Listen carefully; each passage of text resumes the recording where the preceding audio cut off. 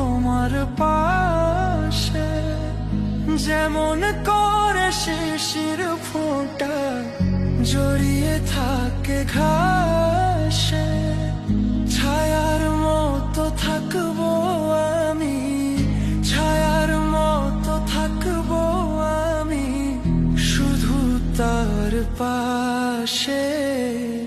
যদি বলে সে আমায় সত্যি ভালোবাসে, যদি বলে সে আমায় সত্যি ভালোবাসে।